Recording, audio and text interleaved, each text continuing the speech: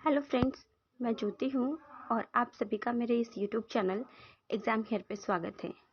तो फ्रेंड, जैसा कि आप सब जानते हैं कि हमने MPS 3 जो कि IGNOU MA political science first year की बुक है, इंडिया डेमोक्रेसी एंड डेवलपमेंट, इस बुक को कवर कर रहे थे, जिसके 2 चैप्टर मैंने कवर करवा दिया है और 3rd चैप्टर के 2 पार्ट मैंने अपलोड कर दिया है। अगर आपने मेरी उन वीडियोस को नहीं देखा है तो उसका जो लिंक है वो मैंने डिस्क्रिप्शन बॉक्स में दिया है, आप वहां से मेरी उन वीडियोस को देख सकते हैं। हम बात कर रहे थे 3rd चैप्टर की, जो कि हमारा था संविधान और सामाजिक परिवर्तन, कॉन्स्टिट्यूशन एंड सोशल ट्रांसफॉर्मेशन। तो चलिए फ्रेंड्स, शुरू करते हैं हम आज की अपनी वीडियो। तो आज की इस वीडियो में हम संविधान में जो नीति निर्देशक तत्व बताए गए हैं उसके बारे में बात करेंगे। पहले की 2 वीडियोस थी, उसमें पार्ट 1 में हमने संविधान की प्रस्तावना को देखा था, पार्ट 2 में हमने संविधान में जो मौलिक अधिकार दिए गए हैं उसको देखा था। अब पार्ट 3 में हम देखेंगे जो राज्य के नीति निर्देशक तत्व है उसके बारे में, जो कि हमारे संविधान के भाग 4 में दिया गया है। कौन से भाग में दिया गया है? भारत का जो संविधान है उसके भाग 4 में राज्य के नीति निर्देशक सिद्धांत के बारे में बताया गया है, जो कि अनुच्छेद 36 से 51 तक है। ठीक है, और ये जो नीति निर्देशक तत्व है ये हमारा आयरलैंड के संविधान से लिया गया है। कहाँ से लिया गया है? आयरलैंड के संविधान से। इसके अलावा नीति निर्देशक तत्व के अध्याय के लिए मूल प्रेरणा, ये जो नीति निर्देशक तत्व है इसके लिए मूल प्रेरणा कहाँ से मिली हमको? मूल प्रेरणा जो है कल्याणकारी राज्य की संकल्पना से मिली है। ठीक है, व्यक्ति के मूल अधिकारों के रक्षा के साथ साथ जो हमारे मूल अधिकार है, ठीक है, हमारे जो अधिकार है उनकी रक्षा तो मौलिक अधिकार द्वारा कर दिया गया। तो जो संविधान के निर्माता है वो हमारे मूल अधिकारों की रक्षा के साथ साथ जो है ये चाहते थे कि जो हमारा संविधान है वो सामाजिक क्रांति के लिए एक प्रभावी साधन बने। जो हमारे संविधान के निर्माता है वो व्यक्ति की जरूरतों की एक न्याय संगत एवं साम्ययुक्त सामाजिक आर्थिक व्यवस्था को प्राप्त करने के लिए नीति निर्देशक तत्व हमारे राज्य के सम्मुख कुछ आदर्श प्रस्तुत करते हैं। जो नीति निर्देशक तत्व है वो हमारे जो समाज है, ठीक है, इसके सामने कुछ आदर्श प्रस्तुत करते हैं। डॉक्टर अंबेडकर ने निर्देशक तत्व को स्पष्ट करते हुए कहा था कि संविधान के भाग 4 को अधिनियमित करके संविधान सभा, भविष्य के विधानमंडल और कार्यपालिका, जो अंबेडकर जी थे उन्होंने कहा था कि जो संविधान है, संविधान का जो भाग 4 है, ठीक है, संविधान के भाग 4 को संविधान में जगह देके जो हमारे संविधान के निर्माता है वो भविष्य के विधानमंडल और कार्यपालिका को निर्देश देती है कि वह किस प्रकार जो है अपनी शक्तियों का प्रयोग करेंगी। यानी कि जो नीति निर्देशक सिद्धांत है वे ये सिद्धांत है जो भारत की भावी आर्थिक, सामाजिक और राजनीतिक नीति निर्धारित करती है। ठीक है, अब हम लोक कल्याण एवं गौरवपूर्ण जीवन की बात करेंगे। लोक कल्याण और गौरवपूर्ण जीवन, अनुच्छेद 38 के अनुसार राज्य ऐसे सामाजिक व्यवस्था की जिसमें सामाजिक, आर्थिक और राजनीतिक न्याय राष्ट्रीय जीवन के सभी संस्थाओं को अनुप्रेरित करे, भरसक कार्य साधक रूप में स्थापना और संरक्षण करके लोक कल्याण की उन्नति का प्रयास करेगा। जो अनुच्छेद 38 है उसके अनुसार राज्य को जो है समाज में ऐसी व्यवस्था करना चाहिए जिसके अनुसार जो है सामाजिक, आर्थिक, राजनीतिक न्याय जो है लोगों को मिल सके, ठीक है, और लोगों का कल्याण हो सके। इसके अलावा जो अनुच्छेद 39 है इसमें यह कहा गया है कि राज्य अपनी नीति का इस प्रकार संचालन करेगा कि सुनिश्चित रूप से सभी मनुष्य तथा स्त्री पुरुष को जीविका के पर्याप्त साधन प्राप्त करने के अधिकार हो। 39 क्या कहता है? हमारा संविधान का जो अनुच्छेद 39 है वो ये कहता है कि राज्य जो है सभी स्त्री पुरुष को जो है जीविका अर्जित करने के जो है पर्याप्त साधन देगा। ठीक है, जो नागरिक है उनको जीविका प्राप्त करने का जो है अधिकार है। समुदाय की भौतिक संपदा का स्वामित्व तथा नियंत्रण इस प्रकार बटा हो जिससे सामूहिक हित का सर्वोत्तम रूप से साधन हो। आर्थिक व्यवस्था इस प्रकार से चले कि धन और उत्पादन के साधन का सर्वसाधारण के लिए अहितकारी संकेंद्रण ना हो। ठीक है, मतलब ऐसी आर्थिक व्यवस्था की जाए जिससे जो है उत्पादन के साधनों से जो है जो समाज के जितने भी लोग हैं, सर्वसाधारण लोग हैं, सबका हित हो, सबका कल्याण हो। स्त्री और पुरुष दोनों का समान कार्य के लिए समान वेतन हो। पुरुष तथा स्त्री के स्वास्थ्य और शक्ति का तथा बच्चों के सुकुमार अवस्था का दुरुपयोग ना हो। आर्थिक आवश्यकता से बेवश होकर नागरिकों को ऐसे रोजगार में ना जाना पड़े जो उनकी आय और शक्ति के अनुकूल ना हो और बच्चों और युवाओं को शोषण से बचाया जा सके। तो ये सारी चीजें किसके में दिया गया है, हमारे जो नीति निर्देशक तत्व है उसमें बताया गया है। तो आज हमने तो हमारे भारतीय संविधान के अनुच्छेद 38 और 39 में जो बताया गया है, आई होप आपको समझ में आ गया होगा। अब हम देखेंगे कानून के दायरे। ठीक है, तो जो नीति निर्देशक तत्व है उसमें कानून के दायरे के बारे में क्या बताया गया है।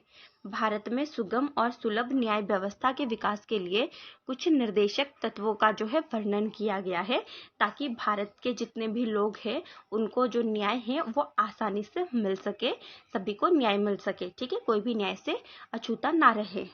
अनुच्छेद 44 राज्य को एक रूप नागरिक संहिता बनाने के लिए निर्देशित करता है।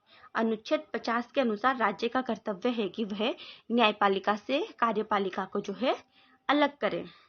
42वां संविधान संशोधन द्वारा 39A, ठीक है, 42वां संविधान संशोधन द्वारा जो है 39A जोड़ा गया है, जिसमें ये व्यवस्था की गई है कि राज्य इस बात की कोशिश करेगा कि कानून व्यवस्था का संचालन समान अवसर तथा न्याय प्राप्ति में सहायक हो और उचित व्यवस्थापन योजना या अन्य किसी प्रकार से सामाजिक कमजोर वर्गों के लिए निःशुल्क कानूनी सहायता की व्यवस्था करेगा।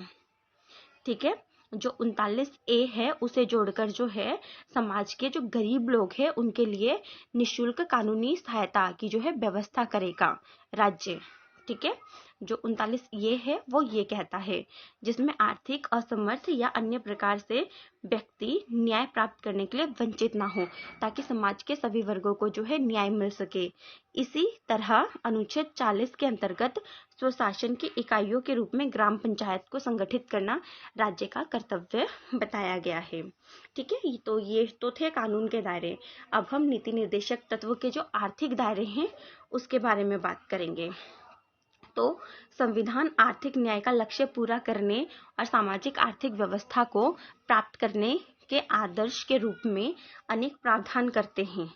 ठीक है, सामाजिक और आर्थिक जो व्यवस्था है उसको अच्छा करने के लिए, सामाजिक और आर्थिक न्याय को प्राप्त करने के लिए जो हमारा संविधान है, जो नीति निर्देशक तत्व है, वो बहुत से आदर्श जो है प्रस्तुत करता है, बहुत से प्रावधान करता है। अनुच्छेद 41 द्वारा लोगों के लिए काम, पर्याप्त मजदूरी एवं बेरोजगारी, वृद्धा अवस्था तथा रुग्णता की स्थिति में लोक सहायता के अधिकार को राज्य द्वारा सुनिश्चित करने का जो है निर्देश दिया गया है। जमींदारी और जागीरदारी प्रथा का अंत करके भूमि सुधार कानून पारित किए गए हैं। आर्थिक विकास हेतु नियोजन का मार्ग अपनाया गया है। अनुच्छेद 42 राज्य को मानवीय स्थिति और स्त्री को प्रसूति सहायता उपलब्ध कराने का जो है निर्देश देता है। अनुच्छेद 43 राज्य को व्यक्तियों की उचित मजदूरी और कार्य व्यवस्था सुनिश्चित करने का निर्देश देता है, जिससे अच्छा जीवन स्तर प्राप्त किया जा सके। राज्य ग्रामों में कुटीर उद्योग को व्यक्तिक तथा सरकारी आधार पर बढ़ाने का प्रयास करेगा। 44वें संविधान संशोधन द्वारा आर्थिक सुरक्षा संबंधी तत्वों में जोड़ा गया है कि राज्य न केवल व्यक्तियों की आय और उनके सामाजिक स्तर, सुविधा और अवसर संबंधित भेदभाव को कम से कम करने की कोशिश करेगा, बल्कि विभिन्न क्षेत्रों में रहने वाले और विभिन्न व्यवसाय में लगे हुए लोगों के समुदायों के बीच विद्यमान आय, सामाजिक स्तर, सुविधा और अवसर संबंधी भेदभाव को भी कम करने की कोशिश करेगा। अनुच्छेद 47 राज्य को निर्देशित करता है कि वह ऐसे प्रयास करे कि लोगों का आहार, पुष्टिकर और जीवन का जो स्तर है वो ऊंचा हो। इस उद्देश्य से राज्य हानिकारक मादक पेय पदार्थ तथा मादक वस्तुओं के सेवन पर प्रतिबंध लगाए। ऐसी व्यवस्था करे कि चिकित्सा के उद्देश्य से उनका प्रयोग हो। ठीक है, जो नशीली चीजें हैं उनका यूज जो है चिकित्सा के उद्देश्य से होना चाहिए, अदरवाइज जो है इनका यूज नहीं होना चाहिए। अनुच्छेद 46 के अनुसार राज्य कृषि एवं पशुपालन को आधुनिक ढंग से संगठित करेगा। अब हम श्रमिकों के अधिकार की बात करेंगे कि नीति निर्देशक तत्वों में श्रमिकों के अधिकार के बारे में क्या कहा गया है। तो अनुच्छेद 42 और 43 में ये उत्पन्न किया गया है कि राज्य कर्मचारियों को निर्वाह मजदूरी, काम की मानवोचित दशा, श्रेष्ठ जीवन स्तर और अवकाश का पूर्ण उपभोग और सामाजिक सांस्कृतिक अवसर सुनिश्चित करने का प्रयास करेगा। 43A के नवीन अनुच्छेद के अनुसार राज्य उचित व्यवस्थापन या अन्य प्रकार के औद्योगिक संस्थानों में प्रबंध में कर्मचारियों को भागीदार बनाने के लिए कदम उठाएगा। अनुच्छेद 39 में आर्थिक शोषण के विरुद्ध जो है अधिकार प्रदान किया गया है। अब हम देखते हैं कि बच्चों और कमजोर वर्गों के लिए क्या किया गया है। तो अनुच्छेद 45 राज्यों को दायित्व देता है कि वह 14 वर्ष तक के बालक बालिकाओं के लिए निशुल्क और अनिवार्य प्राथमिक शिक्षा प्रदान करे। अनुच्छेद 46 के अनुसार राज्य जनता के दुर्बल भागों, विशेषकर अनुसूचित जाति और अनुसूचित जनजातियों को शिक्षा तथा अर्थ संबंधी हित का विशेष रूप से संरक्षण और उन्नति की व्यवस्था का प्रयास करेगा। सरकारी नौकरी में इनके लिए विशेष दावों की व्यवस्था को अपनाया गया है।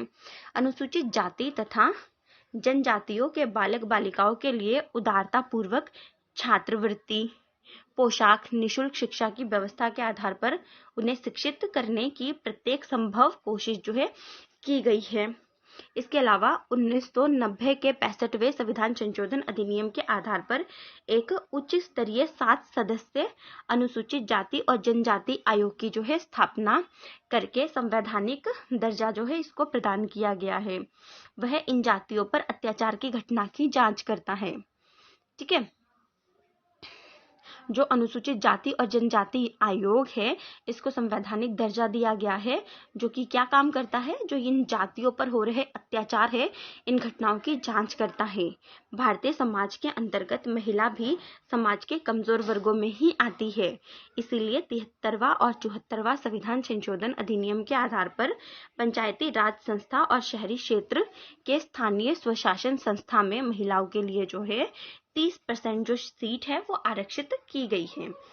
अब हम देखेंगे कि कृषि और पर्यावरण के क्षेत्र में जो है नीति निर्देशक तत्वों में क्या बताया गया है। नीति निर्देशक तत्व के अंतर्गत वैज्ञानिक आधार पर कृषि का संचालन करना राज्य का कर्तव्य निर्धारित किया गया है। 42वें संविधान संशोधन में कहा गया है कि राज्य देश के पर्यावरण की रक्षा और उसमें सुधार की कोशिश करेगा। राज्य के द्वारा वन और वन्य जीवन की सुरक्षा की भी कोशिश की जाएगी। साथ ही प्राचीन स्मारकों, कलात्मक महत्व के स्थानों और राष्ट्रीय महत्व के भवनों की रक्षा का कार्य भी राज्य को सौंपा गया है। अनुच्छेद 49 के द्वारा राज्य का कर्तव्य निश्चित किया गया है कि वह प्रत्येक स्मारक, कलात्मक या ऐतिहासिक रुचि के स्थानों को जिन्हें संसद में राष्ट्रीय महत्व का घोषित किया गया है रक्षा करने का प्रयास करेगा। तो फ्रेंड्स, ये रहा हमारा आज का वीडियो जो कि यहीं पर समाप्त होता है। आई होप आपको समझ में आ गया होगा। क्वेरी है कमेंट बॉक्स में कमेंट करके आप मुझसे पूछ सकते हैं, वहां पर मैं आपको रिप्लाई कर दूंगी। अगर आपको वीडियो पसंद आती है तो चैनल को सब्सक्राइब करें, वीडियो लाइक करें और ज़्यादा से ज़्यादा इसको शेयर करें। और आपने मेरी वीडियो को यहाँ तक देखा, इसके लिए आप सबका बहुत बहुत धन्यवाद। Thank you.